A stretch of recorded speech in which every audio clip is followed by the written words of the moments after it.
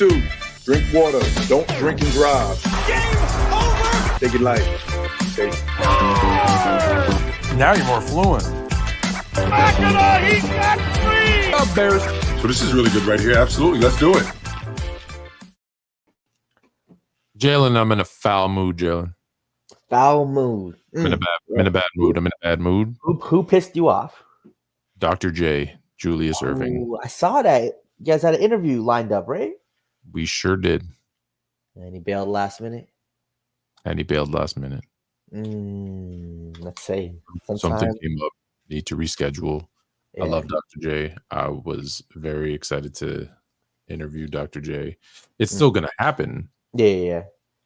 But I hear you. You're excited, the build up, ready to go. Like typically we don't promote the interviews until after they've happened.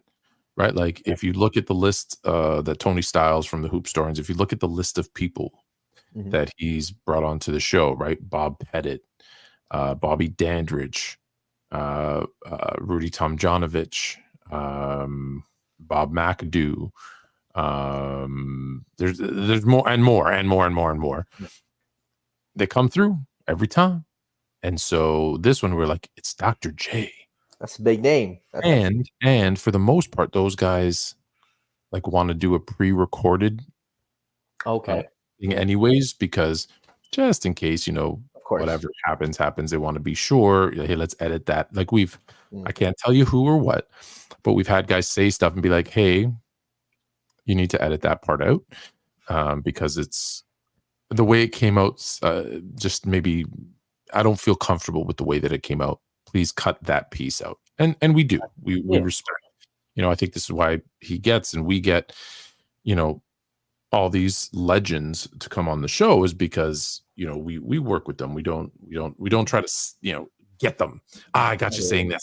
Look, and use it. Like a lot of places will use it or even cut up certain things they say, trying to use them to get clicks and stuff. We don't do that. We don't do that. I think the people that know us and because we now get referrals with some of these legends that they say, hey, these guys don't do that. So don't worry about it. So it's rare that we get, so that's why we typically will do the interview, like make sure, because they're super busy, these guys, right? So they got to reschedule. So we work with, their schedules, we do the interview. Then once the interview's done, and in some cases edited, then we promote it and say, hey, we had, blah, blah, blah. Well, Dr. J and his people were kind enough to say, no, he'll go live. So we're like, you know what? Let's do it different this time. Let's pump it out there. And I pumped it out there. Chilltown Hoops, Jay pumped it out there. And then he's like, yeah, we got to reschedule. And I'm like, oh. Yeah, it's always tough when you're pump it out there. Yeah. And I remember the backlash. I don't know if you remember the first time we had Shaq on live. Yep. We told people, I think the day of, we didn't really promote it. And he was an hour late. And he tried to blame the link that we sent him, but in reality, he was watching the NCAA tournament and he just got caught up in one of the games and he was like, oh, my bad. So then he came back again, because he felt bad. But even then, that first hour, that where's Shaq? Oh, you guys are lying. I can't believe you did this for clickbait, blah, blah, blah. Like, why?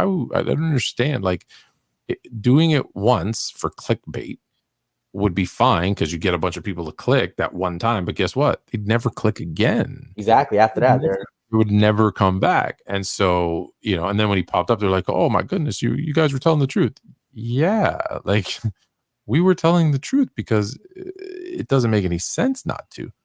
So I'm not upset at Dr. J. I'm upset because I was really excited to talk to him.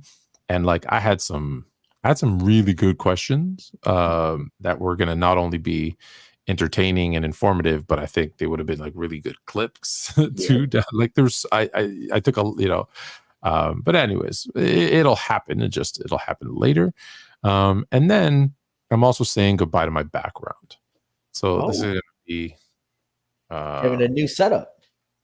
It's shortly. I don't know the time frame, but I've started to measure as the new things are coming. So this is going to be the last. It'll be this will be the same. More fluid. this, all the buttons and the mic and the headphones will be the same. Okay. Everything else will be different. So I think you're gonna get a picture of LeBron sitting on his throne. I got LeBron already. I'm saying a big one. Throwing his Olympic MVP in there. Throwing his Olympic MVP in there. That's a great segue into his Olympic MVP. I will give you $1 million. Yep. $1 million. If you know Super Chats, Teddy, you get to ask questions for free. I know it says Super Chat on the bottom, but feel free to send me PayPal at Sportsfluent. I'm going to give you $1 million. No joke. $1 million. Name me the 5. Yeah. The 5 last Olympic basketball MVPs. The 5 last Olympic basketball MVPs. Damn. Let's see. The 5 last. Okay, we'll go. Carmelo Anthony get one in there? Nope. No. Carmelo did it. Damn. No. Paul Gasol? Nope. No, he would have been no older. Oh my gosh. 24. Jokic before? Nope. God damn it. No, 20. Kevin Durant? Kevin Durant? Yep, that's one. Oh, there's one. Kevin Durant. I got to go to some absurd countries right now, or some countries I guess shock you. Nicholas Batum? Nope. Dennis Schroeder? Nope. The last 5 Olympic MVPs. Couldn't tell you after those names. And America's won the past. What are they won on the past 5, right? 8, 12, 16, 20. Yeah, they won the past 5. So I guess it didn't go to Americans. Do you know why you can't name the last 5? Oh, is it not an award before this year? Because in the history of Olympic basketball, Yep, they've given out 3. Okay. Manu Ginobili In 2004. in 2004 was given an MVP. Kevin Durant in Tokyo in 2024 was given an MVP. And now LeBron James. Sorry, it's 17 later. So yeah, 2021 technically. Yes, the 2020 Olympics. Yes, and now LeBron James. So they only give it to super.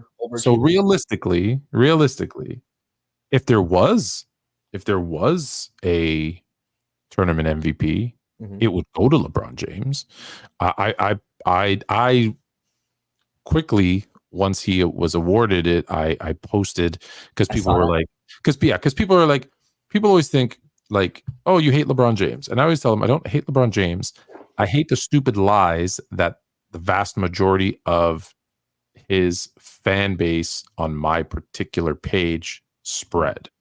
And they're always like, how come you're always correcting them? And I'm like, well, people send stuff to me because I am a truth teller.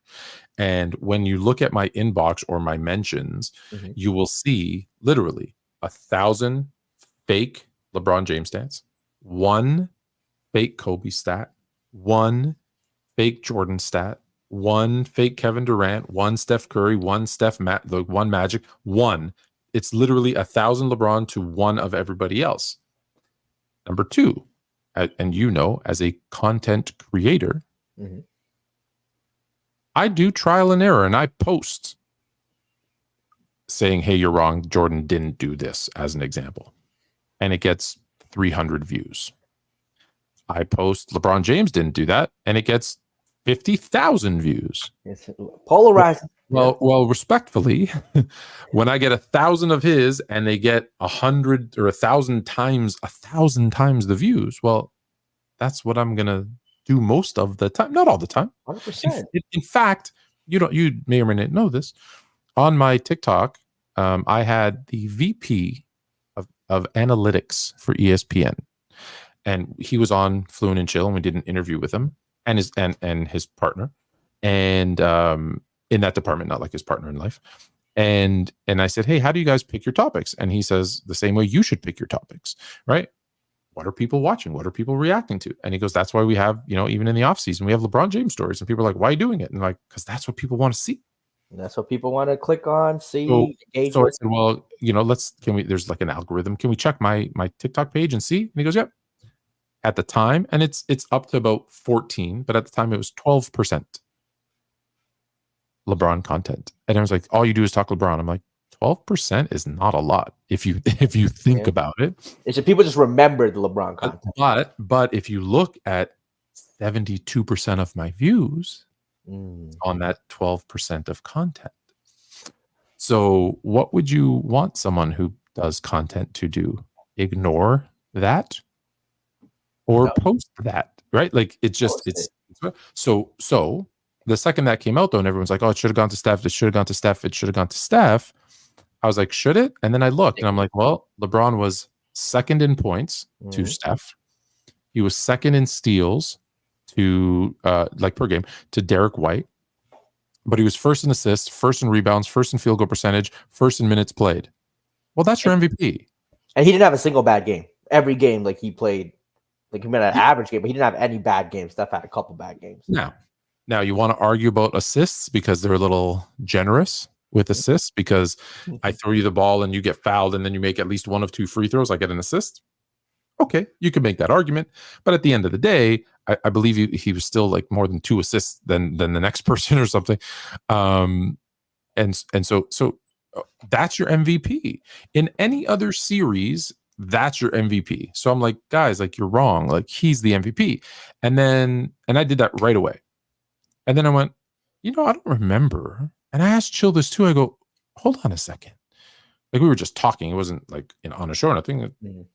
We're actually like, unlike some, we're actually friends. We talk like outside of I hear you. Yeah, we talk all the time. Like my kids call him Uncle Chill. Like we're family. I hear you. We're fam, yeah.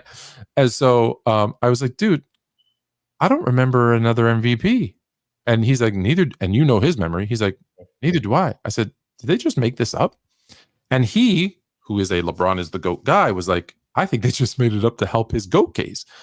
And so then I did a little research and I'm like, no, they gave it, not although maybe that might not be the only reason, but I was like, no, they gave it to KD in 2021 and they did give it to Manu in 2004. But now Charles Barkley would have probably got it in 90. No, not probably. Charles Barkley would have gotten it in 92.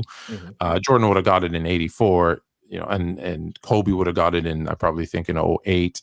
But my point is, it's 3 times. So is there any value in it? I mean, again, I don't know the criteria of it. Maybe their criteria is you have to have a player who reaches exceptional standards that even goes above and beyond what we think. I don't like. To me, honestly, if they just gave it to Manu, I could get that theory, right? Because of kind of the historical context of beating USA, getting to the finals and winning that, I could get it. Kevin Durant at 21. Again, I have to go look back. Did he have Did he have a record-setting scoring performance? No, I think he just did that this time. He broke the record. Okay, so I wonder if he did that. So yeah. So I mean, in that case, then no, let's be real. I mean, no one's really going to talk. I might throw it in there for giggles when I'm having a debate with a Jordan fan, just to be like, he got the Olympic MVP. It's like he's like the in-season tournament champion and in-season tournament MVP. So the first time it was ever given was Manu in 04. Then they don't give it in 08. They don't give it in 12. They don't give it in 16. Then in 2021, I don't know, maybe because it's after COVID, they give it, and then James this time around. So it doesn't make any sense. Yeah, it doesn't. But again, just to show that I'm being fair, like when they said it should have been Steph, I'm like, no. Like if you're gonna give one, it was LeBron. So it brings me to my question, long-winded way around. What does this mean for? Because we always ask for Steph's legacy, for LeBron's legacy, if anything. What does this mean? Yeah, I mean, it means absolutely nothing. Like, there's no way we're going to have a historical conversation with, I think, intelligent basketball people and bring up Olympic performances. It's never something we really ever do, unless you're bringing up, like, the Oscar Schmitz of the world into GOAT debates. Sure. Or want to do that. We're assembled, I guess. Yeah, exactly. That's a conversation. I've never said, I don't think, and if someone can correct me if I don't think I've ever said, like in a GOAT debate, for example, well, Jordan has 2 golds. So, he's that guy. Or LeBron has 2 bronze. So, and he lost to he lost to Greece. 2 bronze or 1? 1 2, bronze, right? 2. 1 Olympic, 1 FIBA. Oh, 1 FIBA. Okay. And he lost to Greece, a team that had 0 NBA players on it. And again, I understand, 04, he didn't even play. His team. Yeah, his team. Yeah. But I would love to use this. I would love to say, well, Tim Duncan was the leader of that team. Bro. So therefore Kobe should be ahead of Tim Duncan. I've always kind of said that, like, how come Tim Duncan gets no backlash for losing that 04 thing? I'm not saying, again, it's deserved. I don't think because he gets his flowers for anything else. So he also doesn't get the. If you're not going to give him his flowers, you can't kind of poop on him for doing something bad. As a conversation before, where we all love to praise, Tim Duncan's, leadership, how he just kind of went out, played his role, did all that, right? And I'm just okay. He played in the Spurs system under Greg Popovich. He had a system that was very well around him. Then he goes into a system in Team USA that's not as perfect, that has a personality like Marbury, Allen Iverson. Could he not handle that? Could he not lead guys with personalities like that? Is that maybe a deficiency? No, probably not. Okay. So I'm saying, okay, so maybe he's not a guy who can necessarily lead all different types of players. As a guy who isn't a vocal leader, like the alpha guy, typical alpha. There's a reason they brought in the players that they did. There's the reason, Popovich, I think, and him had a good synergy. It's because they had good people, right? David Robinson, for all intensive purposes, is a good dude.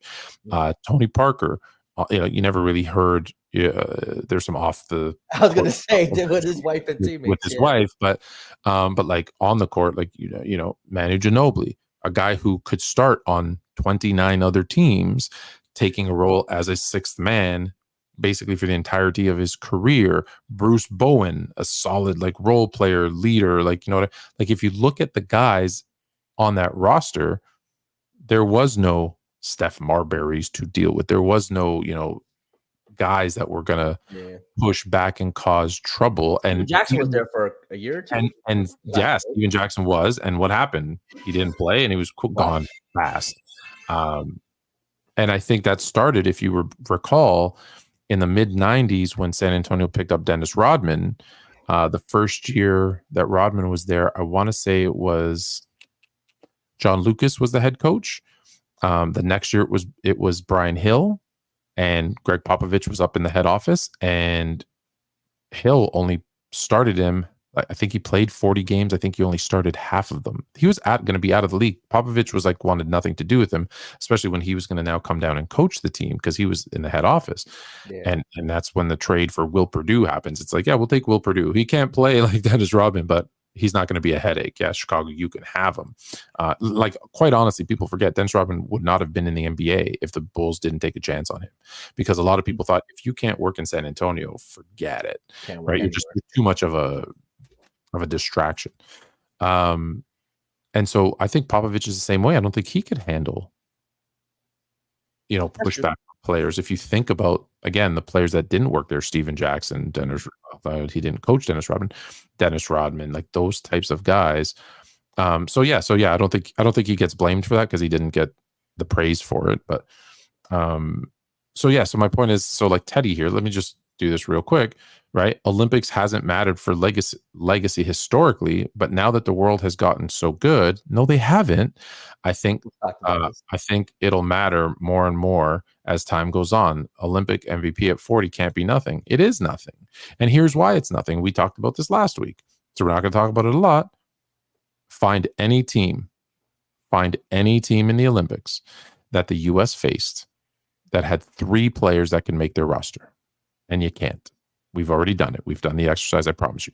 So if you've got that kind of depth where you have 12 guys, where your top 9, none of them, there's no 3 guys that could crack more than, there's 2 max on any team. There's not one team that has 3. Very true. It's not really a competition. It's not really a competition. And the fact that guys brought it close, the fact that Serbia, for example, was close, honestly, that's kudos to Serbia, shame on you, Team USA, because it should not have taken Steph Curry to go bananas for them to win that game. It shouldn't have because they were so outmatched. Now, has the world gotten better? We've already discussed this. 100% they've gotten better. But guess what? You keep telling me the NBA players have gotten better. They're so much more evolved. They're so much better. Okay, there you go. It's done. So yeah, it shouldn't be. And this kind of takes me into where I want to quickly sidetrack, because I said the world's gotten better. The female game has not. Although France put up a good fight today against that gold medal game was although France at home, like let's be honest, at home, although they put up a good fight, Team USA hasn't lost in like 60 years, and I'm going to beat this until I'm blue in the face. They missed a huge opportunity, because what was the biggest thing about the 92 Dream Team? 92 Dream Team, star power. Not a big thing. They were NBA players. They were first time NBA players in a while. It's the first time there was NBA players. Yeah. And it brought basketball to the world. Mm-hmm. The reason the NBA grew internationally like it did was because of the Dream Team. The reason you have Giannis and Jokic and Doncic and et cetera, and et cetera, and et cetera, is because they brought basketball to the world, and the world took notice and started playing. Well, guess what the WNBA, or the Team USA, I should say, missed? They missed an opportunity to bring the WNBA to the world. You know which team got the lowest rankings in the Olympics? In terms of viewership? Viewership, yeah. I mean, women's basketball, I wouldn't be sure. I mean, we'd be right. No, of all the women basketball teams. Oh, of all the women. Was it Team USA? Team USA. Yeah, I mean, damn. But guess what? That's surprising. That's actually really surprising. But guess what?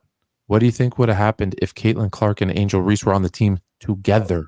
They could have rivaled. I'm not saying they would have passed the men's. I think they might have rivaled them. I'm not gonna lie. It would have been close. Yeah. And it would have brought, because there's representation for everyone with those two. And I believe that's what's so, like, they are not game, personality wise, viewership wise, not game. They are Bird and Magic. And Bird and Magic saved the NBA in the 80s with their rivalry. Give me 30 seconds. My grandma's at the door. I just got to open the door. Well, of course, go get the door for grandma. Of course. While he gets the door for grandma, how is my beautiful family? My beautiful family is wonderful. Thank you for asking. You miss my cap. Oh, please. There's no cap. I'm fluent over feelings. No defensive 3 seconds is a big rule. Yes, it is. In fact, goaltending, defensive 3 seconds, hand checking. There's a lot of the traditional rules of basketball that are still used in FIBA. And in fact, every league, I want to say across the world, uses the FIBA rules, traveling, right? Like you can't step before you dribble, like you can in the NBA. There's actually like a dozen. Maybe I should do a video on that.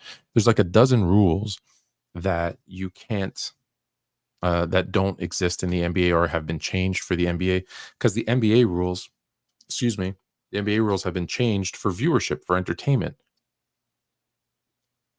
You know, the 0 step or the gather step, those things, the palming of the ball. Yeah, obviously they abolished hand checking in 2004. The defensive 3 seconds to open up the lane, because the NBA is built on entertainment, and long distance threes and wide open dunks in the lane are entertaining and what gets people to watch. Right? Like the NBA is more of a entertainment. It's like the WWE in that sense. They understand the entertainment aspect of it. Daniel Day was bringing up the 3 second rule is a big thing in terms of why FIBA is so different than the NBA. And I was just saying there's like a dozen rules because they still have hand checking. The goaltending rule is different. You don't have defensive 3 seconds, so the lane still can be protected.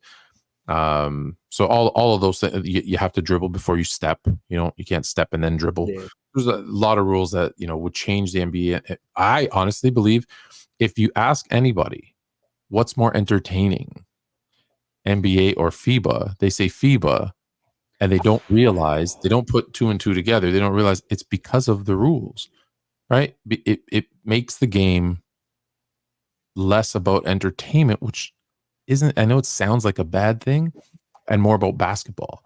Like, you have to be good. Like, your footwork. This is why the European players now are coming over and, winning MVPs and stuff. And I'm not using Giannis because he's more just because of his athleticism. But I mean, like the Jokic's and the Doncic's of the world, who you're like, I don't get it. Why are they so good? They've got this elite kind of footwork and positioning that the other guys don't. Do you need to go check on grandma? What's going on, bro? No, they're downstairs. Give me a call. They're dropping off some food. Now they're just downstairs hanging out. Dropping off food. That's nice. What they bring? That is nice. We got some rice, chicken, some veggies. We're good for the week. We're good for the week. Yeah. I mean, solid like 6-7 meals. So it'll be good for. It could be 6 lunches. It could be a couple dinners. Yeah. No, this every once in a while. Like, yeah. Don't lie. This is a Sunday ritual. Every Sunday, don't lie to me. They come. They're not every Sunday, because I mean, grandma don't make the healthiest chicken in the world. It tastes amazing, but sometimes it's a lot of fat, you could say for sure. But every once in a while. No problem. Let's do it. Can't complain. Can't complain too much. So LeBron, just I didn't want to talk too much about it, but I think the women's game missed a huge opportunity because you knew they were going to win. So the whole BS about, well, we wanted to put the best roster together so that, stop it.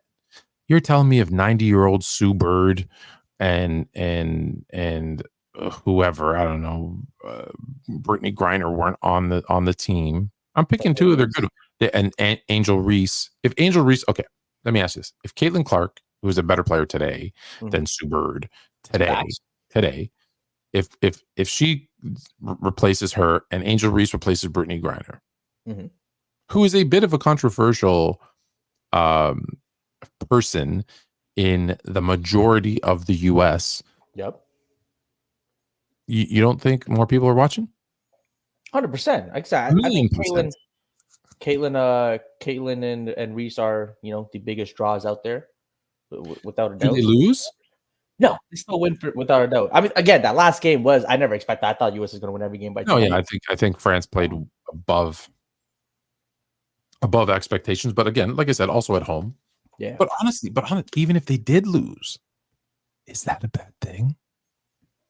I mean, it would have been. Look, I've always said, like, France being the home team, though I wanted, LeBron and the States to win, probably cheering for them.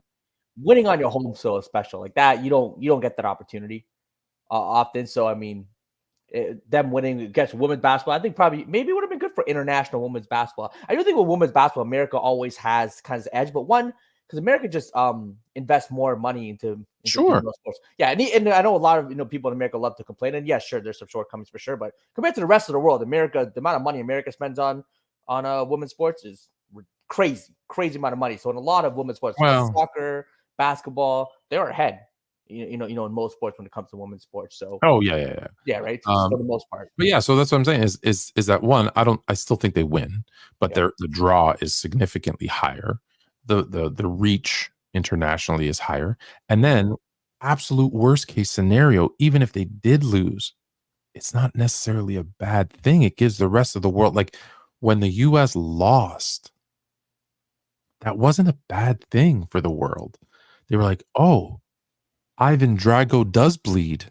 I can knock him down, right? And you just gave Rocky some confidence. So that's all I'm saying is that I don't think they lose, but I think they absolutely missed a huge opportunity to drive their game and their viewership and internationally. And I think, like I said, I think they missed out. I think they missed out. I'm with that too. Again, they'll probably be the next 3-4 teams. So hopefully they capitalize in another 4 years. Yeah, but with the Olympics, right? It's 4 years away. If you miss a chance, you missed it. Like the league could be huge or bankrupt in 4 years, just as quick as it could be in the same spot. I mean, I hear you. Like it was definitely a point, like you said. I think it's moving in the right direction, but I just think when you have an opportunity to really like upgrade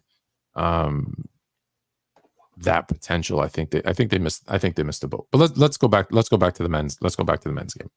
I think their toughest matchup was against Serbia. I didn't think France was gonna give them a challenge, and do you feel like, was it ever in doubt for you? Well, that Serbia game. No, I meant against France. Oh, but we can talk. Against France. No, France, it seemed like, again, France would make buckets to get it close, but it seems like I don't think they ever could overcome it. Again, Wemby, Rudy, and the boys were there. I just don't think perimeter-wise they had the players to kind of compete with the U.S. to really kind of take it from them. But that Serbia game was, I thought it might have been over. And we spoke about legacies out affecting players' legacies. I think for European players and any non-American that's able to beat USA and then maybe win a gold medal, and a guy like Jokic, that would be amazing. So I literally put in some group chats. Jokic just might be solidified top 10. He was gold medal. Solidified without a doubt top 10 all time. Yeah, because he, no disrespect to Bogdan, but they would have said he single-handedly beat, not true, but they would have said it, and that he single-handedly beat Team USA, and he would have got the flowers. Now, some people would have said, "Oh, LeBron, there's LeBron again, fighting for a bronze medal." But again, I don't think it affects the Team USA players as much. Yeah. Like, I said this to you before. I go, the only Team USA I think that really, the only one that I think should be given kind of credit, and I'm not saying this because I have Jordan number 1, but I think it's 84, and not because they won a gold medal. I think it's 84 because they beat the NBA All-Stars 8 times in a row, like by a lot. Like by a lot. I get that reason. I think that's, in terms of competition, that's more impressive to me than winning the gold medal. Yeah, it really is. It definitely can be. Yeah, but so I'm asking you: is LeBron's MVP real or fake? You're on mute. Okay, sorry. It's definitely real. Like, it's a real thing that was given to him. Is it real? Now it's still real, but I mean, does it matter in the big picture? Who gave it to him? Not. Who gave it to him, though? I mean, FIBA. It has to be FIBA, right? Not FIBA. Sorry, the Olympic Committee of some sort. I don't know the answer. That's what I'm asking. Again, I think it's some sort of the Olympic body that controls basketball. I think did something, and they threw out an award out there. Do you think Clutch made a phone call? Would you be surprised if Clutch made a phone call? I mean, I'm not gonna lie. I would not be surprised. I would not be. I wouldn't be surprised. Even you, who has LeBron as the GOAT, you have to admit, what Clutch does is very suspect. Like, in fact, what they do, I feel backfires on them.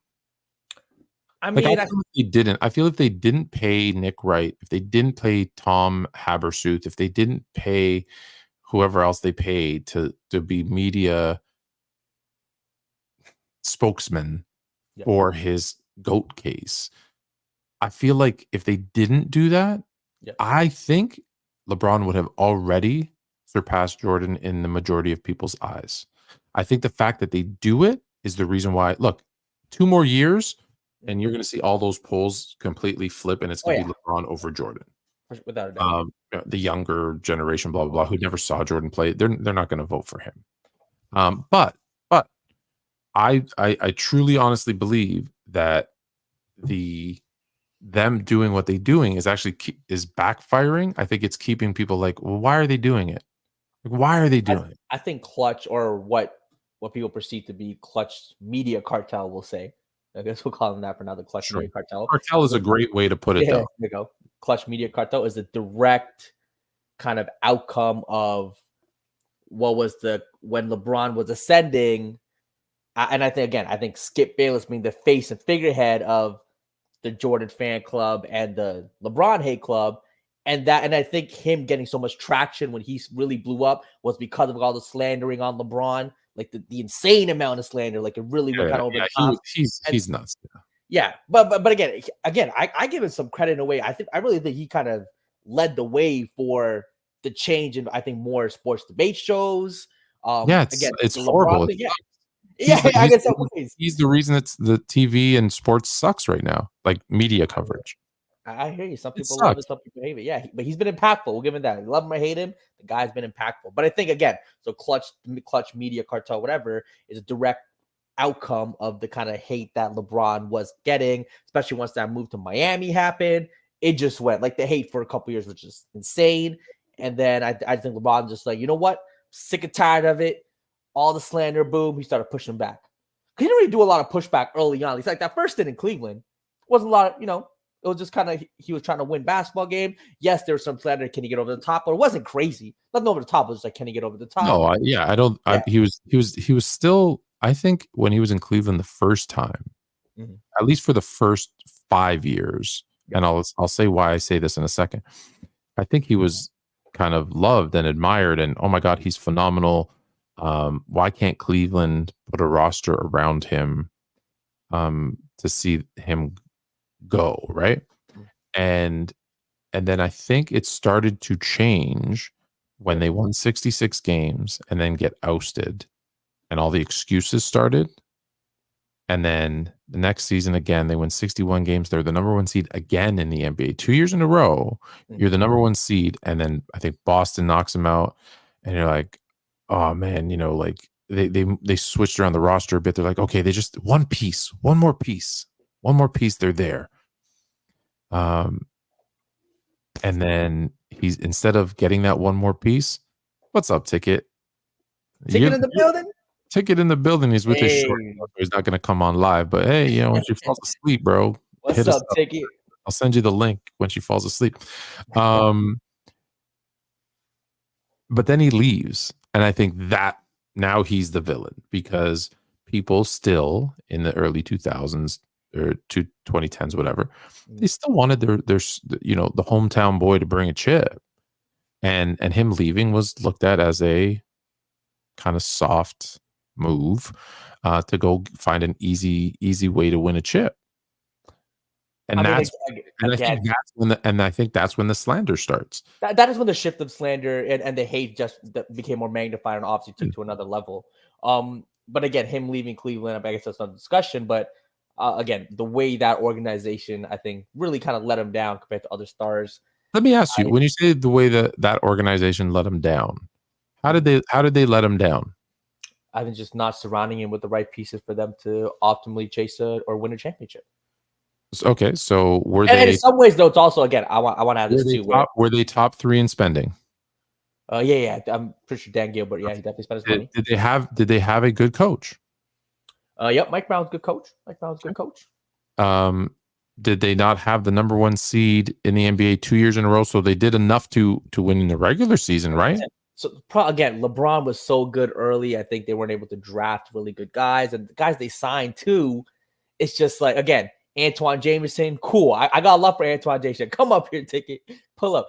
Antoine Jameson is cool. I got love for him. Shaq was old. These guys, they never got a guy in their prime or close to their prime, or even at the end of their prime where they could still be a significant factor. And then when you have like a Boston Big Three pop up, right? It's just like, all right, you need the pieces to at least give him a chance. And to me, the pieces even if you're the number one seed in the NBA, why don't you have a chance? Because it's kind of like the Atlanta Hawks with LeBron. The Atlanta Hawks were number one. No, the Atlanta Hawks, that was one season, not 2 years in a row. Oh, LeBron's so good, he could carry that type of roster on one seed. Hold on. Did the Atlanta Hawks have a player like LeBron James? Oh, no. And I'll tell you why Atlanta was a fluke was you had 5 guys. Mm-hmm. It's kind of like the Detroit Pistons. You don't have a superstar. You have 5 guys. Okay, cool. You have 5 guys, and they had a good run. But that's not sustainable. When you have a superstar, that's what you need in the NBA to sustain greatness. And you win 66 games, and then you go and lose to Orlando. What did Orlando have that Cleveland didn't have? Orlando I think, won a team ahead of its time with the spacing and the 3-ball movement that kind of came later on. But I think really for the season, who shot more threes and made a higher percentage of threes, Orlando or Cleveland? Plus Cavs. Cavs have some good 3-point shooters, opened up by LeBron James. Okay, but think was everything that the Cavs were successful at. Then they had spacing in threes. Then, yeah. So who was ahead of their time? How was Orlando ahead of their time if the Cavs shot more threes at a higher percentage? Because I think I'd have to look this up too, but I think again, so the Cavs shot more threes, but would Orlando have a higher percentage of their points come from threes? I wonder, because I just feel like not if Cleveland shot more and had a higher percentage. Shot more. I mean, did they score more points in general? I mean, to score more points in general, I think Orlando's percentage might be a little higher. But I hear what you're saying. But they had spacing, right? Like when I see LeBron and JJ Redick sit there and say, we had no chance. Yep. You had no chance to get against Orlando. Mm-hmm. What? You had the better team for the whole season. Hold on. You beat them like they said, they acted like they had no chance again in the regular season. They beat them in the regular season. Yeah. And I do need to point this out again. JJ Redick and LeBron James didn't even know that Jameer Nelson. They talked about Jameer Nelson like he was the second coming. Oh, he could shoot the three off the dribble. He was the key to the Orlando's offense. That's why they lost. That's what they said. Do you know when Jameer Nelson played that year? Didn't he get hurt? I thought he missed that series. Yeah, he got hurt February 2nd. He got hurt February 2nd and never played until the NBA Finals. And they tried to say it was Jameer Nelson. So not only is it cap that they didn't have any spacing and they had no chance against them, they were missing their starting point guard. And with all due respect to Skip to my Lou, Rafer Alston as your starting point guard does not give me a lot of security. And people are now going to make Hedo Turkoglu and Rashard Lewis. It was him.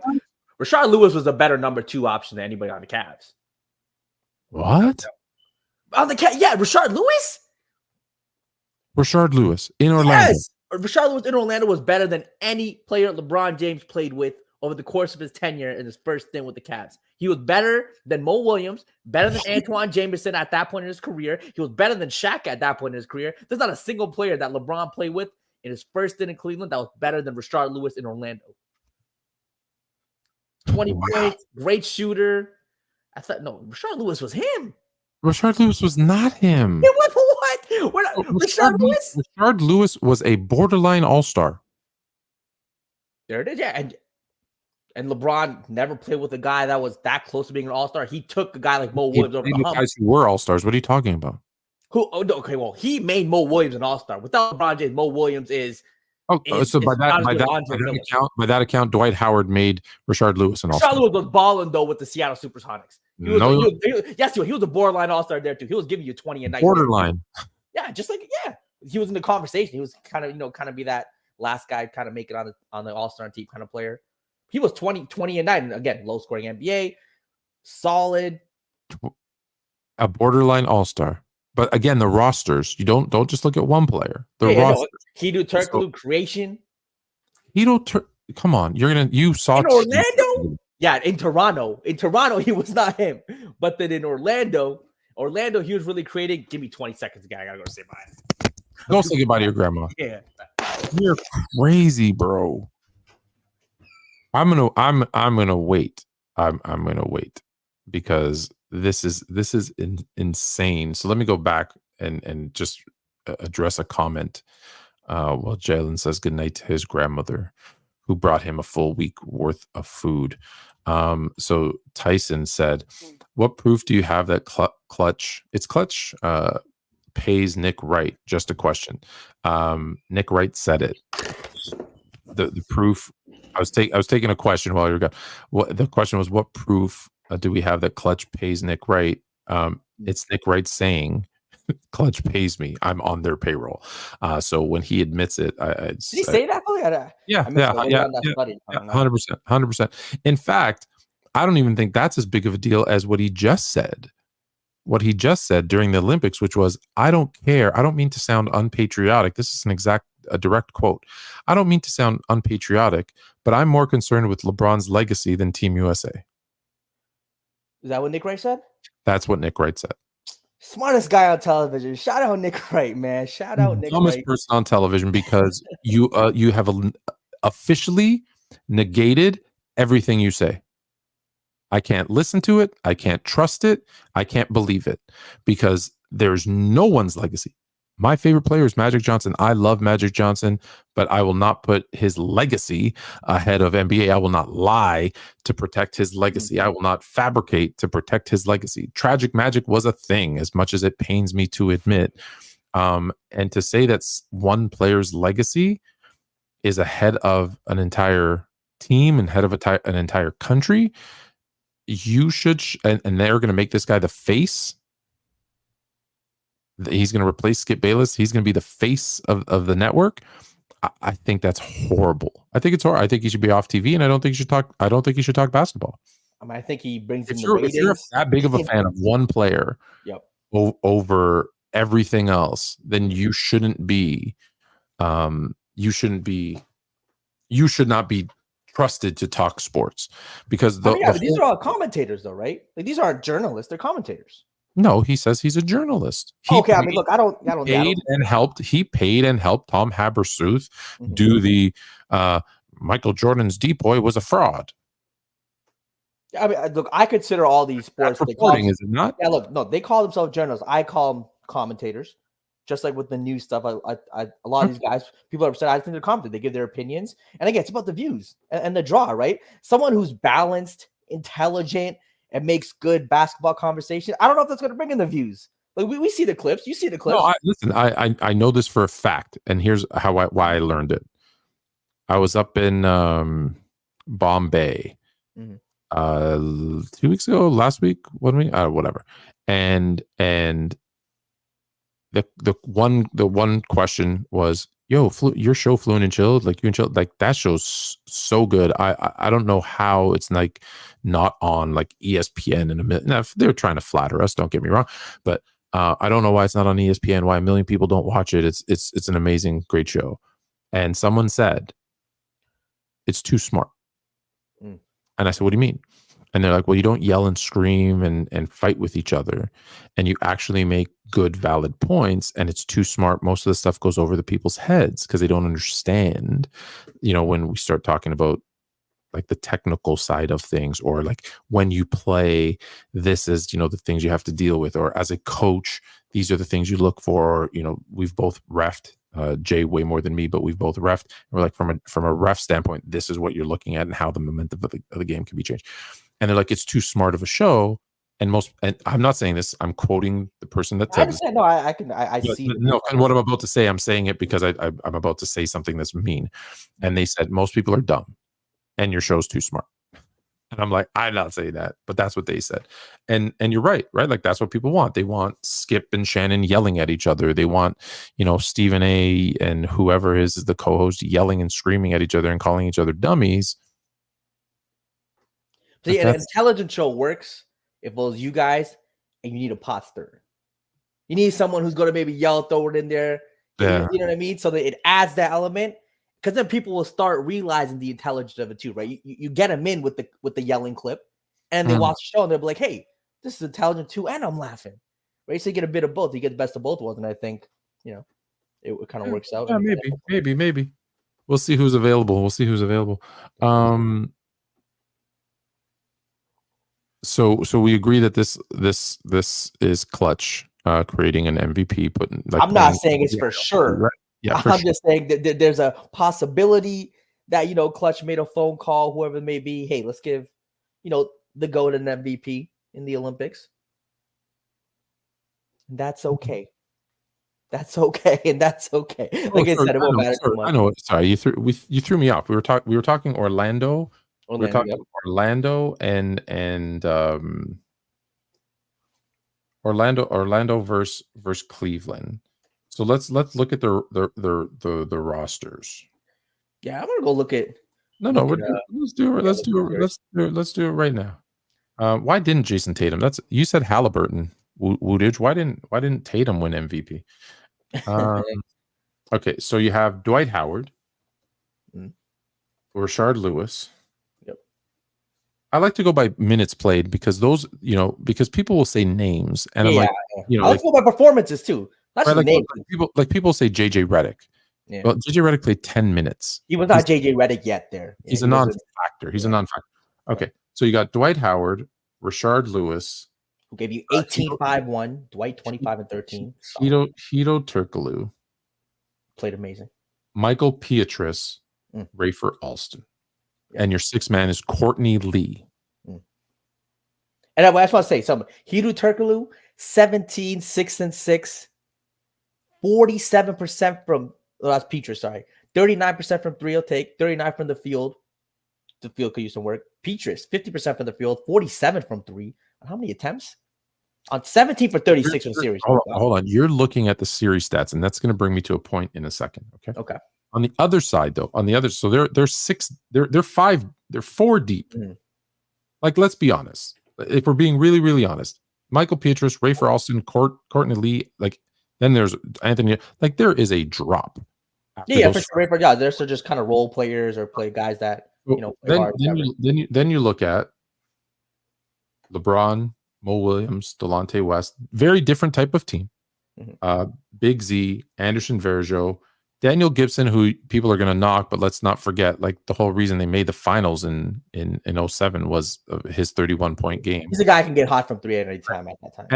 And then now these guys more minutes than JJ Redick, but here's where I think the veteran stuff comes in. Joe Smith, Ben Wallace.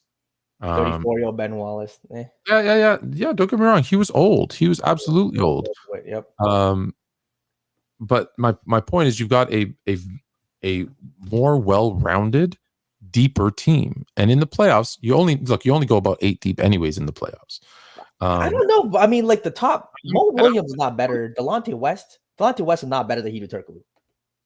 Individually, no, he's not. Even in the series, the series he didn't play as well. What I'm saying is Mo Williams, Delonte West, Big Z, Anderson Varejao, Gibson, Smith, and Wallace are better than Varejao. Are better than Turkoglu, Pietrus, Lewis. Because after that, there's a huge drop. Like Courtney Lee had to play significant minutes, and Courtney Lee, please stop. I mean, Courtney. Right? And so here's the thing. Let me get to my point, I guess. Is we're looking at the stats of the series. Yep. And you're like, oh, they played terrible. Yes, that's my point. That's my point is that if you look at what they did in the regular season, right, that team, the way they played in the regular season, should have easily beat Orlando. They did not play well. So when people say, I'm finally getting to my point, when they say there had no chance, there was nothing they could have done, wrong. They absolutely had a chance. They've beaten this team a couple of times. All they had to do was play like they played in the regular season, but they didn't. As a whole, they could have played better. Yeah, they all played significantly worse. And when I say all, I include your boy, because people are saying, well, his 38, 8 and 8. Yeah, 100%, because your JJ Redick is going to stick on the 38, 8 and 8. How was his 38, 8 and 8 with 3-4 guys on him every time he came into the basket? Everyone was watching him. The way they played LeBron, it was stop LeBron, let everyone else to try to do their thing. If someone else beats us, that's fine. That's how they were defending LeBron. Then he shouldn't have shot 150 times, because he shot below 49% from 2. He shot below 30% from 3, and he shot below 75% from the free throw line. So with all due respect, if they're triple and quadruple teaming you, you need to be, I thought he's pass first. I thought he makes his players better. Hey, well, he did make his. He's a pass first guy, but Mo Williams shooting 37% from the field when he's getting open look after open look, and LeBron gets it to him. Do you know what he did in the fourth quarters? You want to know what he did in the fourth quarters? Probably struggled because there were 75 guys on it. If we there's gotta do a watch along and see. We gotta do a watch along. That's what we gotta do. You know what? Let's do a watch along. Let's do a watch along. Next week we will start. We will watch. We want to watch the fourth quarter. Each game. Yeah, you know what? All right. So starting next week, we're going to watch the fourth quarters of all 6 of these Orlando games, and I'm telling you, you're not going to like what you see, because a lot of these games, not a lot, but like there's a couple of these games that Cleveland loses. Game 1, for example, by 1 point that they should have won. Game 4 by 2 points, they should have won. And if you look at who screwed it up at the end, it's LeBron. I mean, I think LeBron definitely missed his fair share of shots and clutch moments at that time, at those games. But there's also a reason why the game was close. He's also one creating for his teammates. facilitating. Like he was doing a lot for his team, and he needed to because Mo Williams, Delonte West, those guys weren't up to the task. But were they not up to the task because they? But when you say they weren't up to the task, this is the thing that we can't answer, unfortunately. But were they not up to the task because they didn't get the opportunity? Because he was taking so many of these shots that, if again, his job is to make their life easier, is it not? Yeah, sure. So if he's not in the best possible position to succeed and win. If now, I'm not. Again, all I'm saying is if you're going to promote this person as the guy who makes life a lot easier for his teammates, and then he doesn't do that, well, then you can't promote him as that guy, because I don't think he's that guy. I don't think he's passed first. I'm telling you right now. I believe LeBron James is a top 5, maybe top 3 scorer of all time, and I think he's a willing passer. I will fight you tooth and nail if you say he's passed first. I think he's the greatest passer in basketball history, better than Magic Johnson, Jokic, and all those. Yeah, you're smoking. That's a fact. We can get into that next week too. He's the greatest passer to ever live. He's better than Magic Johnson. You're smoking that Delonte West is what you're smoking. We smoking the truth. It's all the truth. How can you call him? Mm-hmm. How can you call him the greatest passer ever?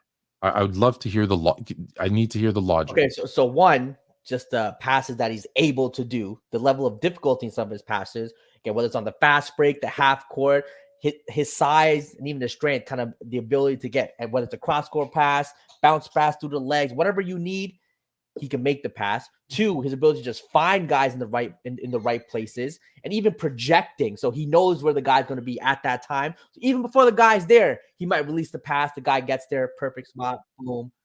So when I say passer, I'm kind of using playmaking too, even though playmaking is more than passing. But let's talk about passing too. So again, there's no pass that he can't do. When it comes to finding teammates in the right spots, is there anyone better? We can have a conversation with Magic, sure. I'm still taking LeBron James. I think without even thinking, I can give you 5 guys that are better passers. 5 guys better than LeBron James as the passer. Yeah. Chat, what is going on, chat? Fluent is lying to the people. What is Fluent on? Tequila? Or scotch? Magic is a better passer. Jason Kidd is a better passer. Nikola Jokic is a better passer. Jokic is not a better passer than LeBron. This is the thing. Jokic is a stationary passer. All the passes. He's a stationary passer, Fluent. He's a stationary passer. In the fast break, he can't find people like LeBron. He doesn't because he's not fast. That's on him. Steve Nash is a better passer. Rajon Rondo is a better passer. CP3 is a better passer. Like crazy. CP3, Chris Paul is not a better passer than LeBron James. Sure. What is going on here? Rajon Rondo, great passer. Underrated. If LeBron James was as great of a passer as you're saying, then how come he didn't give these guys so many great passes so that they can make easy layups and shots? He's been giving great passes for 20 years. Yeah, why does he have more turnovers than the entire team combined? Well, I mean, when the whole you're going to play no. When your job is to score and create, when you have to give you 30 a night and try to create for your teammates, because all those guys can't do that. You just made my point. You just made my point. Is the fact that he went out trying to score 30 when a team, like you said, was triple, quadrupling, and quintuple teaming him. Mm-hmm. If you're such a great passer and you've got 3 people on you, guess what? By rule of math, that means 2 people are open. If you're such a great passer, find them. He did. They just didn't make him. No, he didn't. No, he didn't. There's times he gets double teamed. He'll find the open man. He doesn't make him. And there's times he gets double teamed. Sure. Trying to attack. But like you say, there's passes.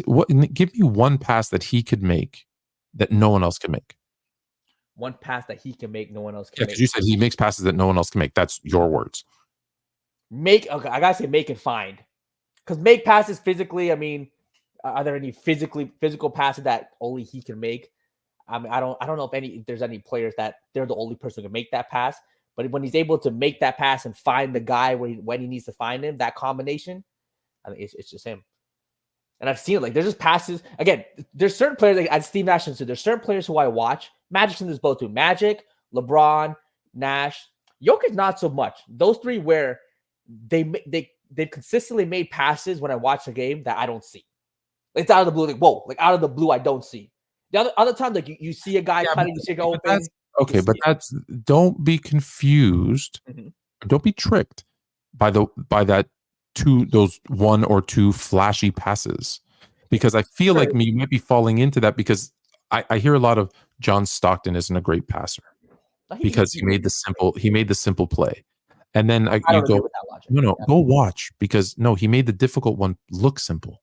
I'm with you. No, I'm with you. I'm not on the John Stockton is a bad passer, overrated passer. Like shout out Mars and Low, but they started that. Explain this to me. If he's such a great passer, such a phenomenal, finds his guys, okay, we always compare him to Jordan. So let's make a quick comparison. If he's so amazing, so fantastic, makes his guys, and today's players are way better, more skilled, blah blah blah, all the stuff you guys say. And the pace of play is faster. How come he only averages one more assist per half than Jordan, who's a ball hawk? Well, I don't think Jordan's a ball hawk. So I mean, I see what you're saying, but yeah. But you're speaking for all the LeBrons right now. So the LeBron fans. I mean, again, so passing and assists, again, I think there's a great statistic, but doesn't show the whole story. I think, sure. Absolutely. Yeah, so again, the passing numbers of him just here. You said the greatest passer of all time. That's what you said. Yeah, 100%. Again, greatest passer of all time. Like I said, in the starting five, he's my point guard without a doubt. And again, like I said, with the passes, the assists, do I think if he want to average 12 assists a game, chasing those numbers, and he averaged 17, 18 points a game? Yes, easily. He can lead the league in assists every year. And you know what? I guarantee you, if that was his goal against Orlando, they would have won that series. Maybe. That maybe we can watch it. Maybe if he was more than if his passing was better. Again, that was a younger LeBron too. He was still a more athletic LeBron on the score. I feel like you right now are giving him the JJ Redick treatment, where he had the best record in the league 2 years in a row, and we're letting him off the hook. We're making excuses. Oh, his teammates this, his teammates that. Well, no, his teammates were good enough to get him the number 1 seed in the NBA. Mm-hmm. So they're all of a sudden they're not horrible. Well, I don't want to let him off the hook. What changed? Well, go look at the way he played in the regular season. Go look at how he played in those series. Yeah, the big difference when you're the system, right? He doesn't play in a system. When you're the system and you change the way you play, then you break the system. I understand what you're saying. We're going to watch the game starting next week, but that's the thing I'll put into your mind. If you are the system and you change, you break the system. Because you can't expect every other player, 7, 8, 9 other guys to play with you a certain way for an entire 82-game season, win 66 games, and then you change. And expect them to change in the course of a series. It'll never happen. I think with those series, and again, I see what you're saying. LeBron does hold accountability for the loss. Sure, he could have played better without a doubt. But people acting like he was the sole reason for it, or he was even the biggest reason for a loss, or he's the biggest reason for the loss. No, I still think he played for that relative to that series, how they played defense on him relatively well. He could have played better. Sure, he wasn't. I'm not saying he's the sole reason. What I'm saying is, again, the point that we're arguing for those in the chat, because you guys might have missed the beginning of this. The point that we're making is, you can't when he and JJ Redick say there was nothing they could do, nothing they as a team, not him, nothing they could do to beat Orlando. That's BS. What they could have done was he could have been a different type of facilitator the way he was all season, and his teammates needed to make shots. Sure, I can deal with that. They did all season long. Like when a guy who shoots 41% from 3 all season shoots 25% in that series. Yeah, they needed to. So that's when I say, again, I'm not putting it all on him. What I'm saying is, there was something they could do, like to make it seem like they had no chance and they were going up against this juggernaut team. That's not true. Like even in 2007 against the Spurs, could they have won that series? No, not a chance in hell. Zero chance in hell. However, could they have won a game? Absolutely. Yeah, could LeBron have played better? For sure. The margin of victory for the entire series, I think, if you break it down, it was like 3 points per game. Like it was all the games, with the exception, I think, of one, were very close.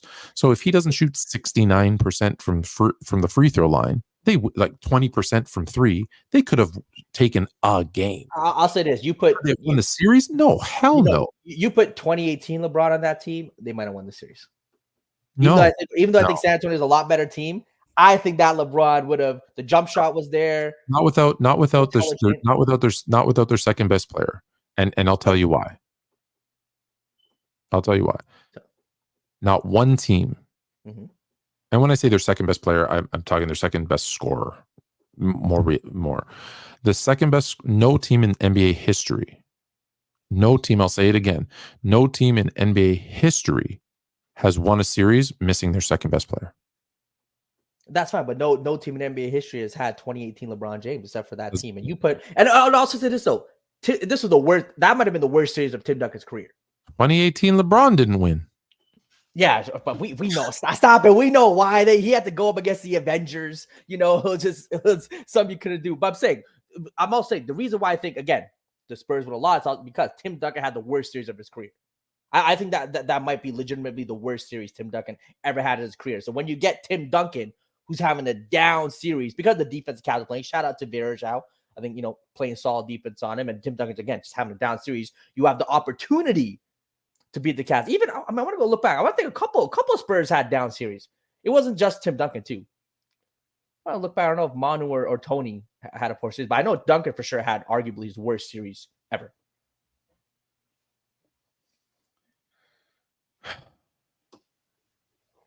Last topic.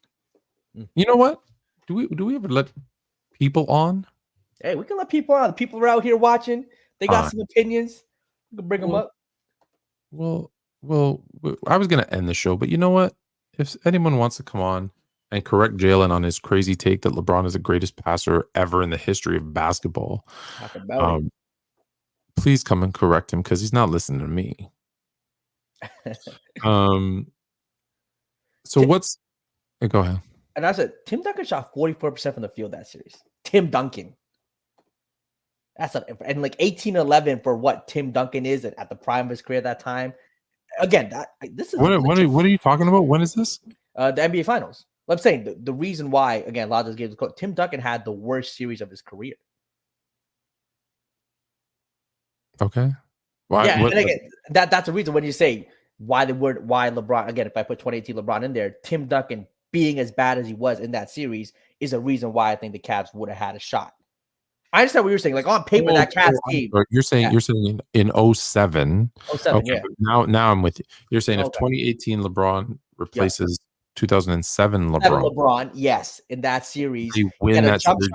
Duncan had a bad series. He had the worst series of his career. LeBron with the jump shot, more intelligent, higher basketball IQ. They could have pulled that series off. Okay, but see, here's where I'm not. I'm respectful to you. I'm not disrespectful when I say this. All love, yeah. Here's where basketball comes into effect. Because the second you put in 2018 LeBron, he plays different. The Spurs will play different. So the reason the Spurs did what they did against that LeBron was because he had no post game. So what did they do? Right? Well, let me start with the post and we'll work out to the jump shot. He had no post game. So they said, okay, we're gonna put Bruce Bowen, a shorter player, on him, and entice him and his coaching staff, which they did. They kept telling him, go in the post. If you watch, they keep sending him into the post. Put him in the post because, well, he's got a shorter player on, and that's what you should do. So they put him in the post. You can't score against him because he has no post game at that point. If you watch, they don't drive him off the three. They let him shoot threes. Why? Because he wasn't at that time. He wasn't a good 3-point shooter. So they're like, okay, let him shoot the threes. And then so they played him a certain way.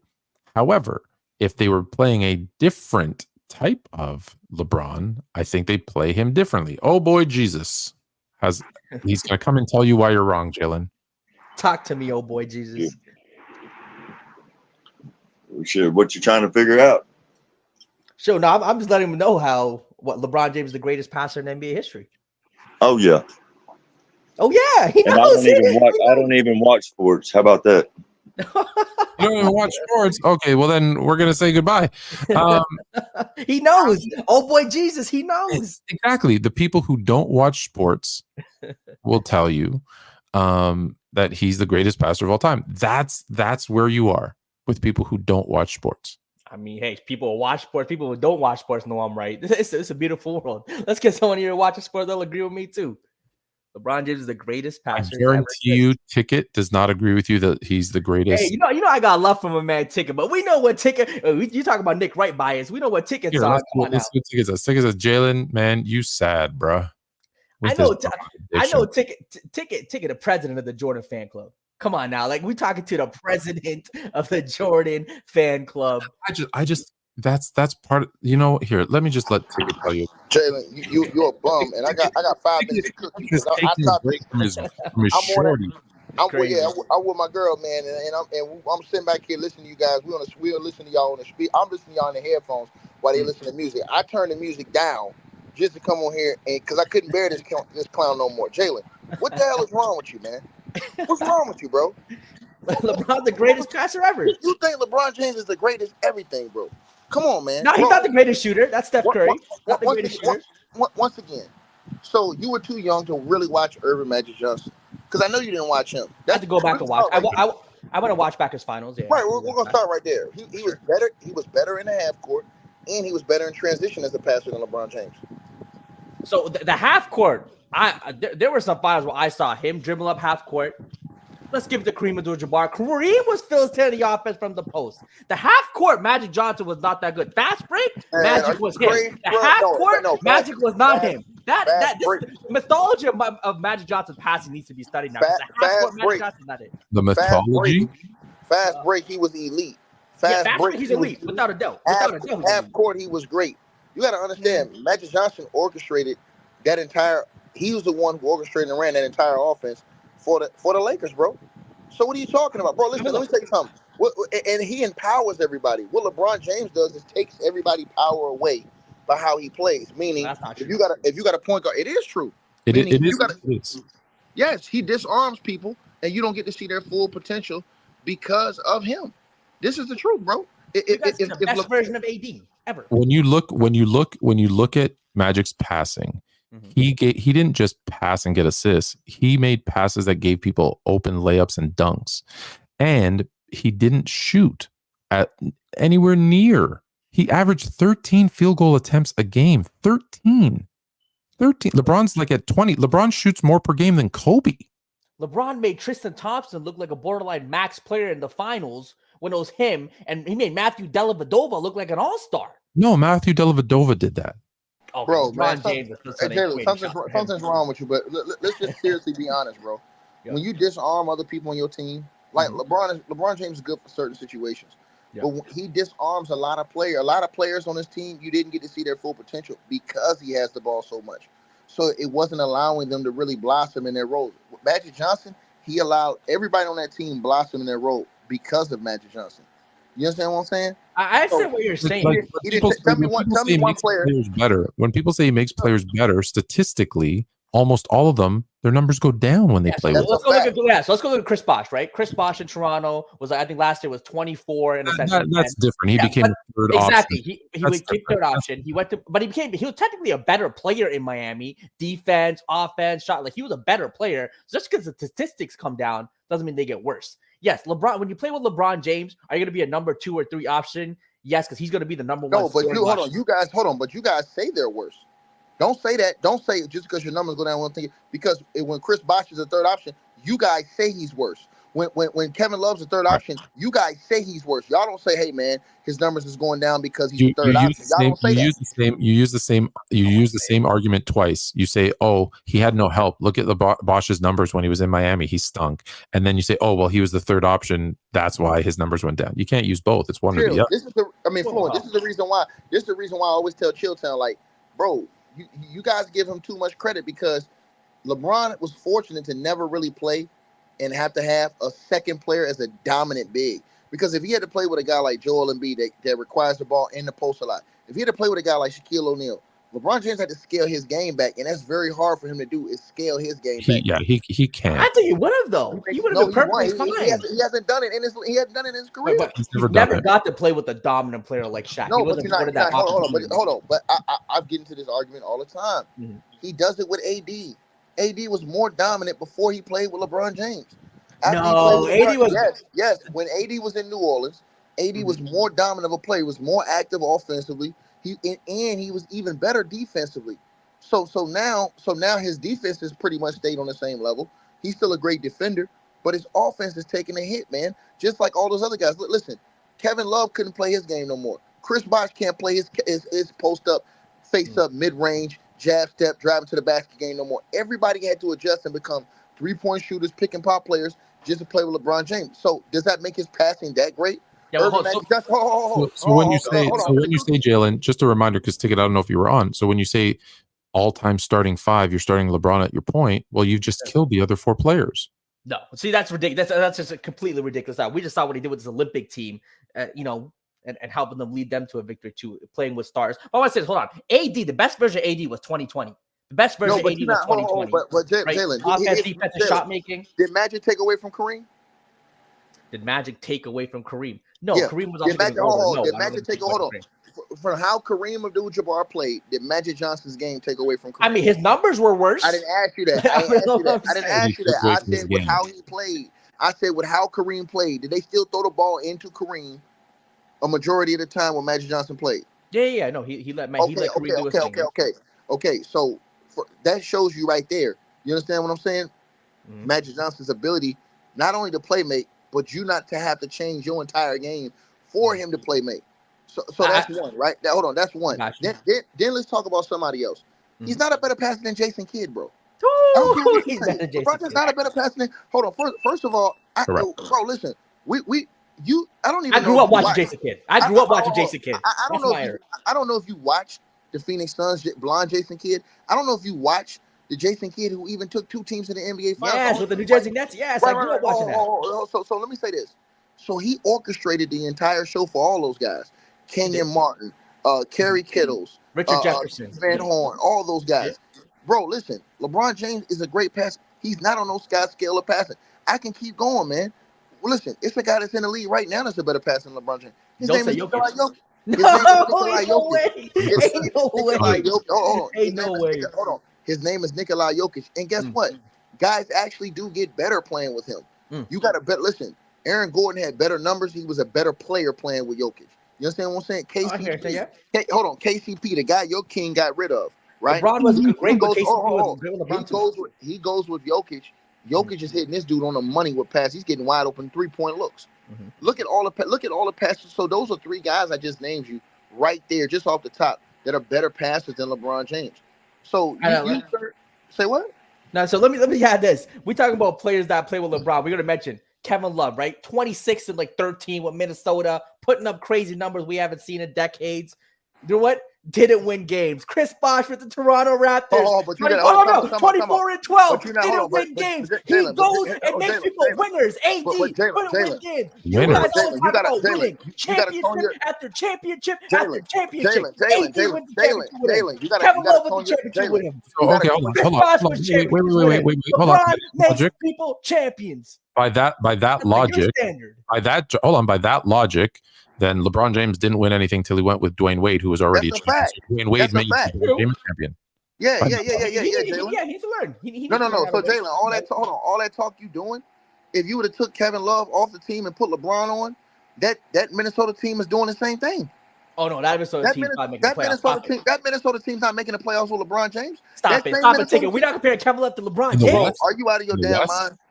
Bro, are you out of your mind in the West? Yeah. LeBron was carrying scrubs to the playoffs. Jalen, hold on, Jalen. I'm gonna say this to you again, brother, my brother.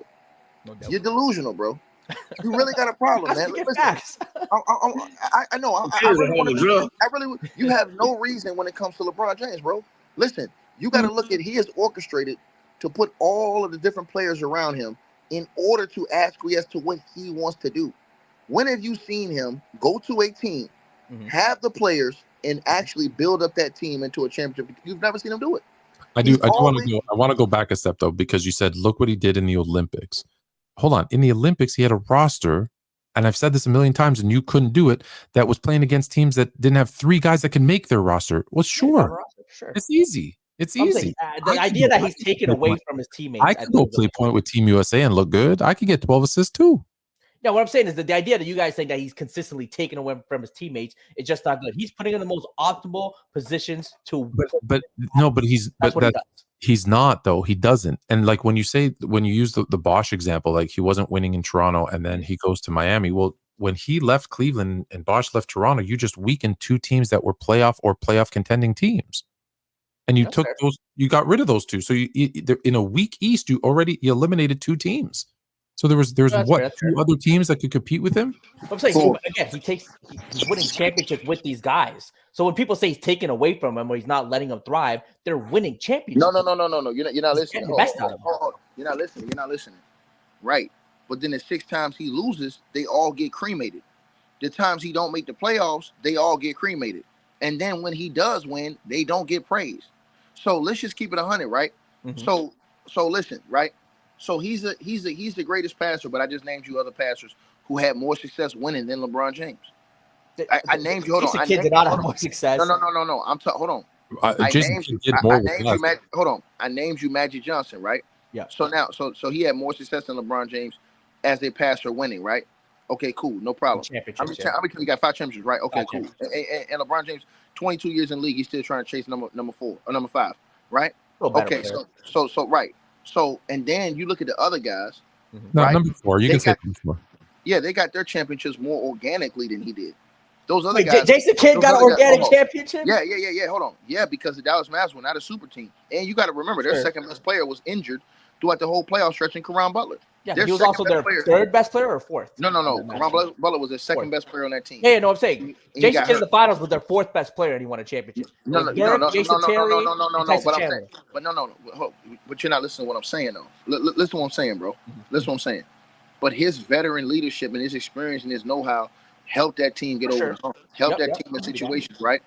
Okay, so you have to look at all these things. You're just looking at LeBron and saying, oh, man, you guys want to rush to praise this guy for so many things when other guys are great, bro. The other guys around him, hold on. The other guys around him are good damn players. Malik Monk went to Sacramento and balled out. Jordan Clarkson left and became 6th man of the year, right? Think about all these other players that he's had with him that have left and blossomed and played well in other places, bro. So you can't just say, hey, man, it's him. No, bro. I don't think it's just him. Right. He's a great player. Yep. He's a great passer, but he's not the greatest passer in the NBA history, bro. And just for clarity, so one sec, just for clarity, because earlier someone's going to call me out and say I said no team has ever won without their second best player, and I said second highest scorer. So for the record, although Caron Butler was the second best player on the Mavericks, Jason Terry averaged 0.8 more points per game than he did in the regular season. So my stat's still true. Continue. Go ahead. Yeah, but how many games? Hold on. How many games did Caron Butler play? Was he hurt? Was his minutes limited? You know what I'm saying? Yeah. Oh, yeah. He didn't play a lot. He missed the playoffs. Yeah. So that's my hold on. 29. He only played 29 games that season.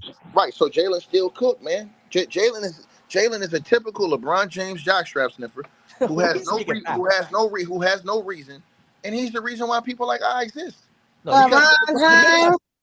Magic Johnson is not a better passer than LeBron James. Jalen, Magic Johnson passing. Magic Johnson with his eyes closed. Nah. Jalen, you have a serious problem, bro. He's number 2. I got a problem of being right. I know, Ticket. No, you're not. Hold on, my brother. You're not. Hold on. You're not right when you say these things, right? But then the guys you criticize, like you criticize Kevin Love, and you literally just said some crap about if you looked at Kevin Love's roster, bro. There's no way in hell you telling me that you put LeBron James on the team and get into the. Let me bring up that roster. And let me hold on. Let me say one other thing to you. LeBron James is not getting the 8 straight or 9 straight NBA Finals if he's in the West. He's not even getting the 3 straight. You put him on the Spurs now. You put him on the Spurs now. I'm saying, put him on the Spurs ticket. No, because you got to understand the Spurs play a system, and he won't be the system. Yeah, that's the problem. This is the thing, though. Greg Popovich will understand that the optimal player of playing basketball is getting the ball in LeBron James' hands, but it'll be a give and take. LeBron James respects Greg Popovich. He understands that Greg Popovich is a genius. He understands what needs to be done. So it'll be a give and take. But if LeBron James was drafted to the Spurs, it's 10 championships. Stop Bro, it. man, It's 10 championships. It's 10 championships. You're full of it, man. And What roster do you want to look at? What roster do you want to look at, Jalen? Let's do. I mean, the year before Kevin Love got there, so 2014 Timberwolves, right? Oh, this dude is crazy as hell, man. So the year before he went to, the year before, his last year. To Kevin Love's last year in Minnesota. Okay, so he's got Corey Brewer.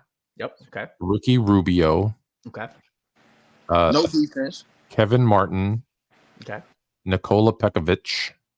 Dante Cunningham. Ronnie Turioff. Okay. And his daddy, JJ Barea.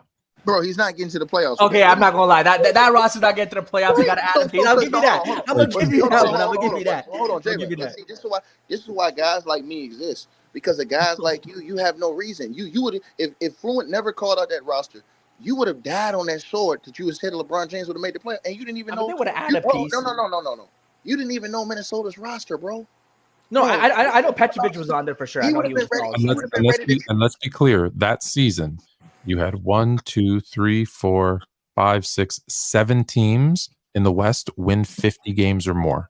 Right. Hey, can we highlight FYF Sports? What's up, Lamont? Look what he's saying. LeBron on the Spurs with Tim Duncan would be unstoppable. Facts, Lamont. Facts. Jalen, this is my whole problem with guys like you.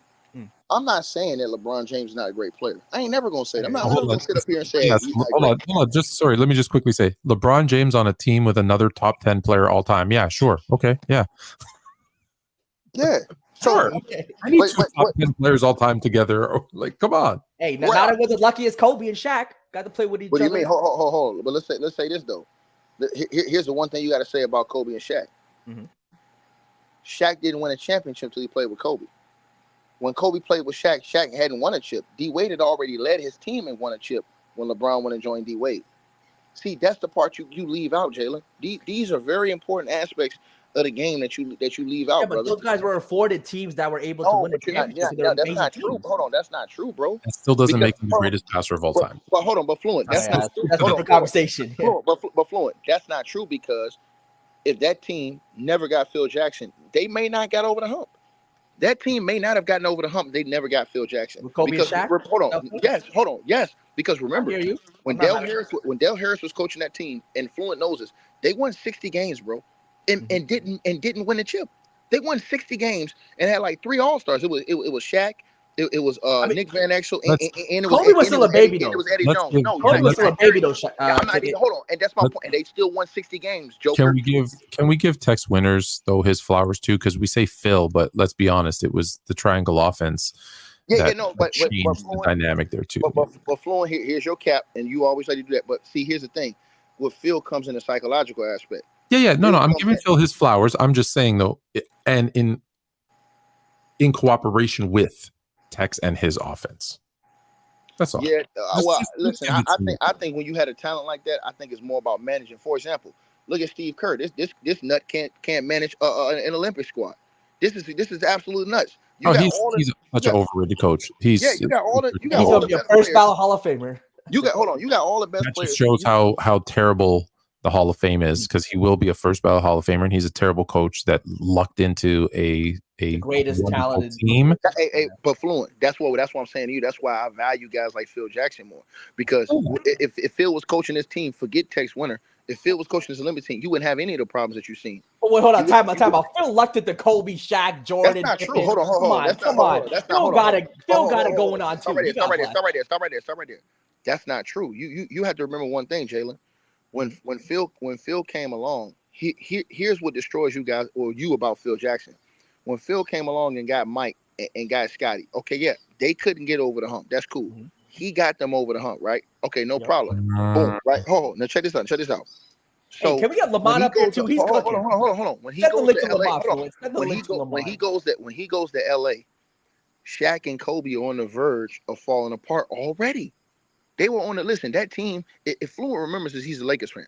That team was a team who had a lot of talent. They were sort of like Orlando, but they weren't good enough to get to the finals. Wait. They weren't good enough to get to the finals in the West, bro. So, because you remember they kept losing. They lost to Utah. Kobe shot the air balls. All these different things were going on, right? So that team could have imploded, right? So hold on. So they get Phil. They win the 3, right? Okay. So Phil's out, and then here's what seals Phil's legacy. He comes back without Shaq. And they rebuild the team with all those guys, with Kwame, Smush, the big fella, Chris Mim, all these guys. They rebuild that team from the bottom. So people who say, "Oh man, when Phil came back that second time to LA, he did not have a stacked deck. They literally rebuilt that roster, rebuilt that team, and then they made the trade to move for Pau Gasol and instantly get to the end. He didn't have a stacked deck, but he still had a top 5, 6 player all time in Kobe Bryant. He still had that's one guy. Hold on, top 6 player all time. But here's why your logic gets defeated. The Cavs did too before they made moves when LeBron James first came to the league. They had a top 6 player in the league. No, I'm talking about top 6 player all time. No. These are regular top. These are like greatest players ever. According to you, right before LeBron James went to Miami, you would have probably said LeBron James was a top 10 player all time. Oh, when did LeBron get into my top 10? I gotta think about it. I might have. I mean, I'm not in the championship. LeBron in your top 10 when he got drafted. Hey, maybe. Lamont in the building. What's up, Lamont? What up, y'all? What up, Ticket Fluent? Jalen. Talk to the people, man. Let them know about what Magic Johnson would have been if he was drafted on the Clippers. Well, I always say that a lot of players that we have in our top 10, a lot of them is because of luck. The luck I'm talking about is you don't get to control who you get drafted to. If I always use the example, if Dominique Wilkins gets drafted to the Lakers and Worthy goes to the Hawks, then it's Dominique Wilkins in the top 50 that first go around instead of James Worthy, right? And Dominique was great. Dominique was worthy of being in the top 50, but without the greatness that comes with winning championships, it was hard for people. He got slighted. So you look at tough to win. Tough to win. And it is your second best player, 100%. So I just feel like sometimes, like with the Wade thing when he won that first title, right place, right time. Sometimes getting Shaq right, the Kobe and Shaq beef. People saw it kind of coming, but nobody expected it to really happen. It was a blockbuster trade when it happened. To get Shaq on your team all of a sudden, and he's still somewhat kind of good, even though he's out of shape. So you get the last remnants of a great Shaquille O'Neal, and is able to propel you to the edge to get a championship. That's luck. Because D Wade don't do that if the Shaq and Kobe beef never happened. All right, if they don't have Lamar Odom to trade, right? And then just think about Lamar Odom even getting to the Lakers because of that. Kobe and Lamar Odom in that tandem, and those pieces that ultimately helped Kobe win championships. It's right place, right time. And that's why I say we judge players just kind of based on who they are, what they do, and not necessarily put so much of the championship on it, because I like that. Owners can buy championships. Owners, if they really wanted to, can go buy a championship. That's just how this pro sports stuff is. They can go buy them. Yankees buy them. I hear what you're saying. Different though in baseball when you don't have a salary cap. You don't. Rarely, never, but rarely does the highest spending team win the NBA championship. In basketball. No, but the highest spending teams generally are consistently competitive. And in the NBA, that's what you want. You want to be consistently competitive, and hopefully you break through one of those years or two of those years and you win a few. And if you're lucky enough, contractually, if you can keep the right pieces there, like the Warriors did, right place, right time, with Steph tearing up his ankle, able to get KD, a little bit of luck right there. That's true. Now you got a dynasty off of luck. If Steph don't tear up his ankles, you don't have the KD dynasty. Yeah, he doesn't sign that 4-year, $44 million deal instead of the max. They don't get KD. So I'm just saying, I'd be looking at it like, how do I weigh these championships when I can clearly see that is right place, right time for a lot of it. But these players are still great without the championships. Yeah, but that's still great. You can't. Championships for me, championships are at the end of the discussion. right? Like if it's so close that you can't decide, that you're like, okay, well, I don't know. I'll just use an example. Let's say, but I don't think they are. But Bill Russell and Wilt, if everything else was the same, and you're like, well, Wilt's 2-4, Bill's 11-12 or 11-13, whatever the hell he is. You're like, okay, I'm going to put him over the top because he's got 11. If everything else was the same, but in most cases, I don't think you get to that point where you're looking at chips as the deciding factor. I think that's rare that people do it. You're right. They shouldn't, though. I don't think that shouldn't be the first thing that comes out is, like you hear NBA players say it all the time. Well, I'm better than you because you hear Draymond Green to Chuck. I'm better than you because I have 4 and you have none. No, that's not the first argument that should be made. That's the last argument. Hey, you know what though? I'm starting to agree with Draymond a lot lately. Draymond been out here cooking. He cooked Steve Kerr. He cooked Steve Kerr ass. Hey, he cooked Steve Kerr. He cooked that bum Rudy Gobert. And I'm starting to like a lot of what I'm hearing from Draymond Green lately, man. I wonder what the kids say. What do you think the kids are saying, Jalen, about who's the GOAT? But who's the GOAT? LeBron James. Go to the NBA. All time. All time, Michael Jordan. Not your turn yet. Michael Jordan. Michael Jordan. You know the right answer. Just say it. Can't think. Is eating his lunch. Next. I'm trying to think. All right, pass. Michael Jordan. Yeah, come back. Jordan. Michael Jordan. This is so sad. This is so sad. Alex Caruso. Alex Caruso. Giannis. Oh my Damn. Get out of here. MJ. No. Kobe. Oh my gosh. This is what happened. Fluent out here teaching kids how to play basketball and then indoctrinating them with this. This is what's going on. Fluent out. No, Fluent is teaching them this. Fluent is teaching them this. This is Fluent Academy of Hoops. I'm gonna show up to one of these basketball academies now. I gotta show up and educate the young kids. The young kids not jackstraps. This is North Korea teaching their citizens right now. This is terrible. The young kids are not jackstraps sniffing, Jalen. No, they confused. They confused. Not one LeBron. They confused, man. This is crazy. I'm coming to one of those basketball camps and letting the kids know the truth. This is crazy. 20 kids at my elite camp last week. Not one LeBron GOAT. Thank you very much. Hey, Fluent. But let me ask you something because I wanted to ask you personally. So who do you personally think? Because I know you talked about this, but who do you really think deserved that MVP in the Olympics?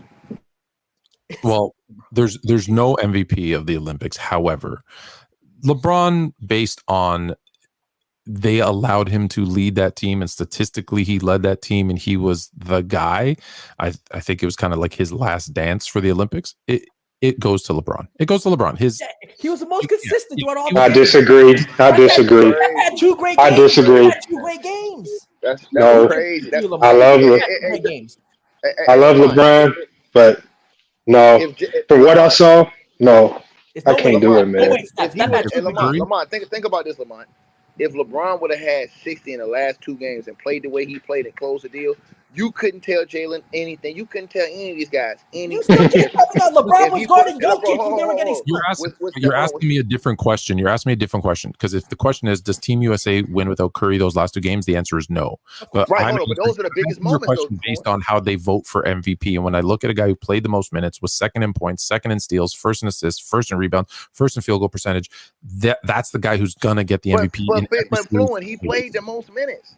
See, that's the part. Hold on, that's the part you got to remember. He played the most minutes. They cut Tatum's minutes so they could put him in a position to get the award, right? So he played the most minutes. That was set up from the beginning. Hold on. I did hear something about Boston. Sorry, about Jason Tatum.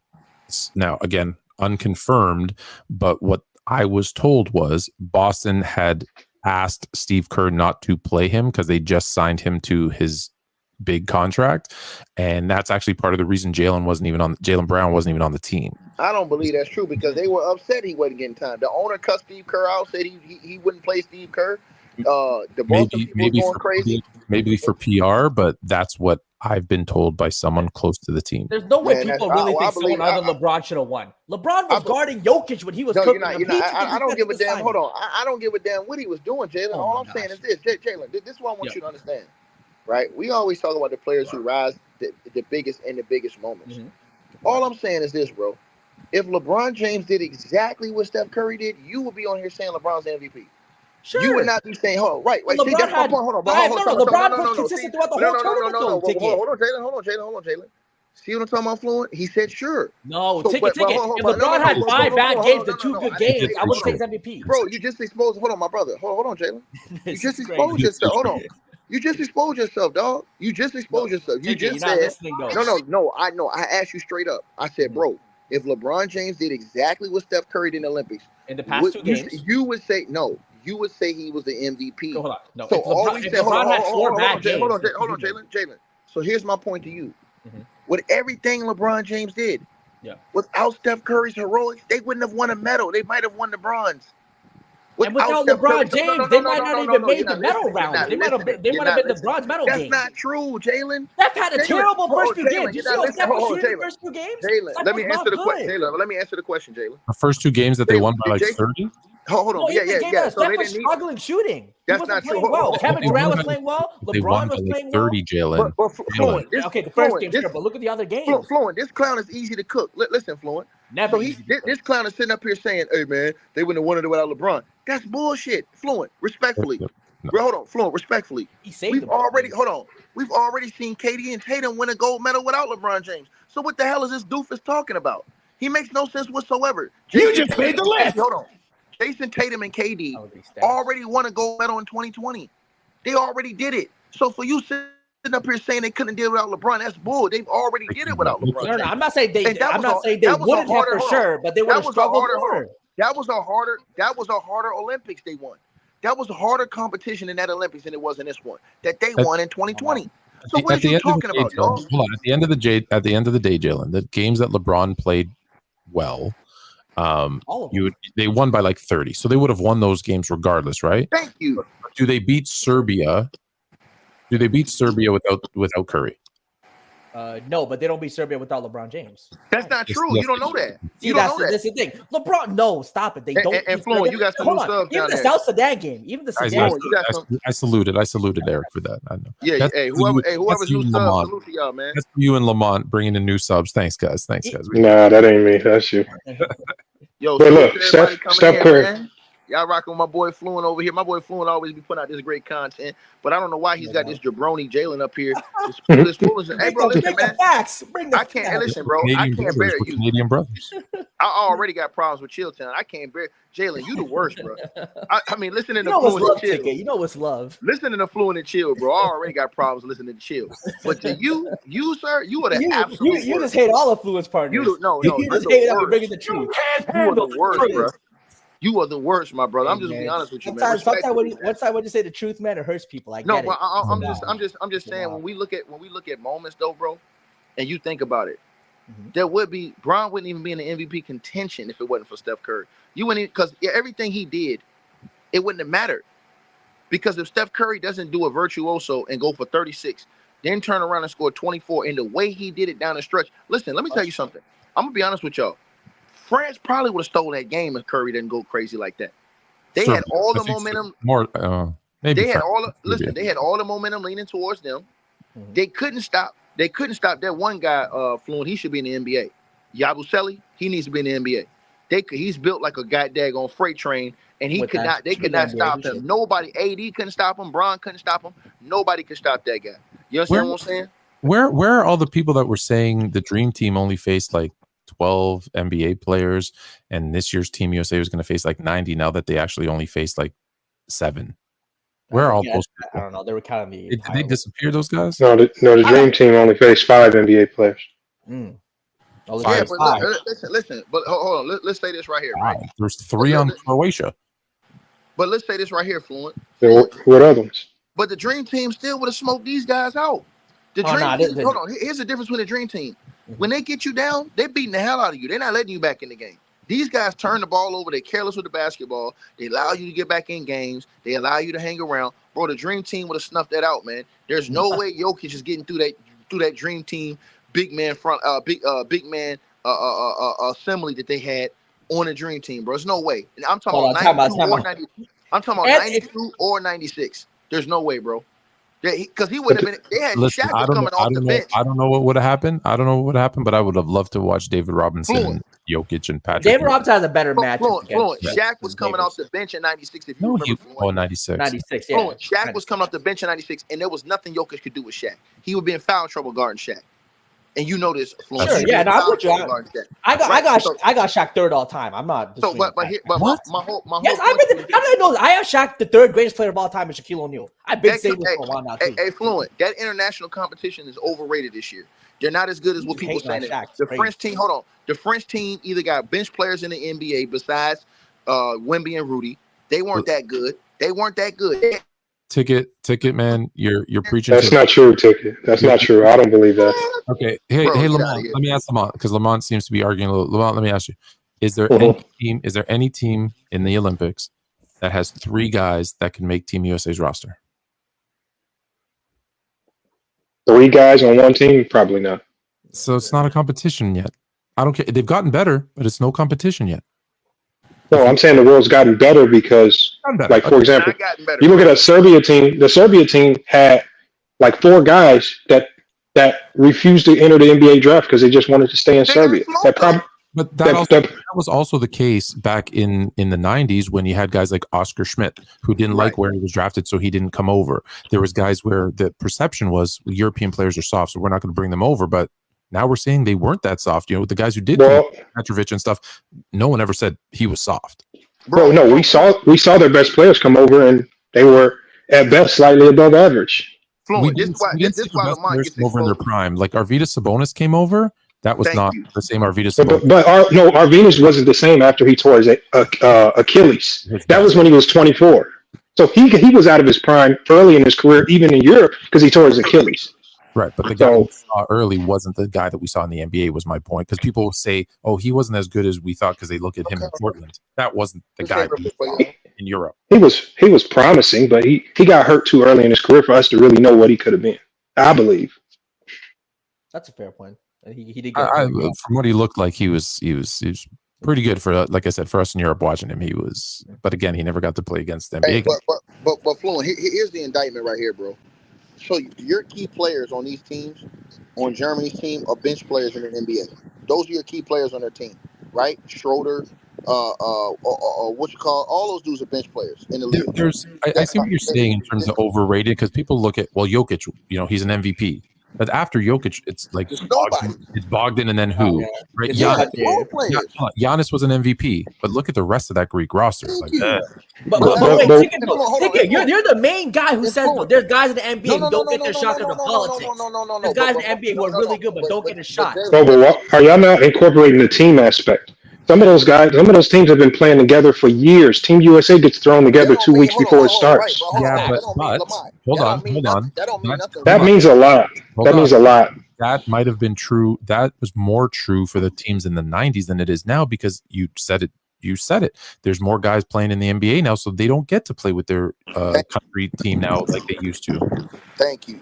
So you get cooked right there. And then Jalen. No, but I saw Angola play. Man, there was nobody on that team that could play in the YMCA league. Man, listen, Lamont. Listen, Lamont. You had not Croatia. Hey, Fluent. This is why I'm gonna destroy this dude. Not only that, sorry, Ticket. One more second. Not only that, though, teams like Croatia, but now also you have teams like Serbia and South Sudan. You have teams like Serbia and Slovenia. That used to be one roster. Yugoslavia. Yeah, USSR. Yeah, I remember. I heard about that. So that split up their talent. Yeah. So, like, let me ask you: if Luka decided he wanted to go play with Joker, would anybody get upset? I wouldn't. He said, "Hey, former Yugoslavia, we all want to play together." No, that'd be cool. They would still lose to USA. I think they. What about South Sudan though? They almost beat him without. South Sudan had dudes that was warming the bench, off the bench, like Winnie and Gabriel for the Lakers, kicking their ass, man. Come on, Lamont, man. Their talent. Look, man. But Ticket. They had a great game. Hold on, but here's the biggest indictment of it all. The French coach said, man, we don't give a damn about this Rudy Gobert 4-time defensive player of the year crap. You're on the bench, man. Yo, he got benched by a French. He got benched by the French coach for a French dude that don't even play in the league. They don't even know. He got benched, bro. That's embarrassing, man. That's nuts. Yeah, I mean, well, that's just matchups because the FIBA game is different. I think the matchup. I mean, even if you go to 92, if you even look at the minutes of the true centers, because the international game was so different, David Robinson and Patrick Ewing only was getting like 15, 16 minutes a game. It was Karl Malone and Charles Barkley. They went with the smaller ball kind of lineups. And Karl Malone and Charles Barkley were the ones that thrived. And even Chris Mullin with his three-point shoot. Jordan couldn't make a shot. Jordan was completely off. Jordan didn't even adapt to the FIBA rules very well. So, I mean, the international game is different, and you have to coach that way. So the fact that when you look, even though the Dream Team had the best bigs, Ewing and David Robinson weren't the best players. They couldn't excel because the FIBA game is so different. It was the small ball face-up bigs that thrived. So I think Ewing only averaged 8 or 9 points a game. I think Robinson 9 or 10 points a game. They on like 15, 16 minutes. They split minutes, but they couldn't play those guys a ton of minutes. The game was so different. So, I mean, it's just a different game. I don't know that you can look at the stats from 92 because when they're all 40-point blowouts, it's say how they would have played if it was competitive. That's true. Right? Would they have played different? Would they, instead of adapting to their game, would they have forced the other teams to adapt to their game and played bigger? But they again, when you're up 30 in the first half, you're not playing the same. Like, let's be honest, you're not. So you're right with the stats you gave, but it's tough because you're probably not. You're not playing the same. Tickets girl told him he needed to get off, by the way. So. That's what's talking. We need to get back to business. Hey, you know those Dominicans.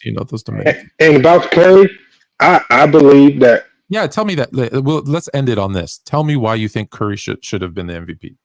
So I'm supposed to be the LeBron hater. I got LeBron as MVP. You got Curry. I prefaced it by this. I thought prior to getting a better understanding, I thought that the award was going to be given out like a NBA Finals MVP and not like a regular season MVP. And so I'm looking at it from an NBA Finals MVP approach where I literally just watched Steph Curry have probably 2 of the top 10 best U.S. Olympic basketball performances in history in back-to-back games. After the round robin part, right? You're talking just Okay. So I'm thinking it was just going to be about the medal, the medal rounds, and it was about the group play and the medal rounds. So I was just looking at it from that angle, and I was like, from what I just saw Steph Curry do in back-to-back games, I mean, completely just offensively put the team on his back. In the last couple minutes versus France, even LeBron James, who was completely gassed, I think 4 turnovers in the last 3 minutes or something like that, was just gassed. Didn't have it at all. So they were literally just giving the ball to Steph Curry, saying, "You bring it up, you do it." And I'm talking about on the court full of MVPs. He has taken some of the toughest late shots at the end of the shot clock while these other superstars are standing around watching him. That shot over Wemby. And it's just, it was a hell of a performance. I mean, I'm talking about shots that just unbelievable, performances that I'm going to remember forever. And I just thought this is too memorable of a performance to not give him the award. But once I got a better understanding of how they were giving the award out, and I even heard that they had like an MVP tracker that started at the beginning of group play where LeBron was the leader. And so if you go off the everything with group play and the elimination and the medal rounds included, probably LeBron. But if it's just about the biggest games, it's Curry. It's Steph. It's Curry. I feel like they gave it. I feel like out of the gate when it started, right? Like you said, they had a tracker. It was LeBron's to lose because in the showcase games, right? He's making layups to win the games against South Sudan and others. So it's almost like, unless he does something crazy bad, he's getting this. So just a quick fact check because that's what we do. The minutes in 92, Barkley averaged 18.6. 17.6, so 1 minute less. Karl Malone 17.3, David Robinson 16.8, so half a minute less. So really not that different in terms of their minutes. Yeah, that's true. Not that different. So, all right, Lamont, man, appreciate you. We don't get to talk too much, but anytime you want to jump on any, we have 25 shows on this channel, so anytime you want to jump on, man, just when do you normally go live? Because this first time every Sunday night. Every Sunday at 10. Phil and I every Tuesday at 8, and then we have a bunch of other shows. If you ever want to jump on with like Paul McKeskey, who's a former Milwaukee Buck, he has a show on here. Got a bunch of shows. And I got a guy. I wanted to do the interview on my show, but the way you kind of talk basketball, like especially with analytically, but also with context, I have a guy that I think will be a perfect interview for you. His name is Scott Mossman. He's the creator of Synergy. Okay. And I told him, I said, you are single-handedly responsible for a ton of people saying LeBron James is the GOAT with all these analytics that Synergy has been able to kick out, and these numbers has been able to kick out, and people can get creative with some of these stats. But now he's a coach out here.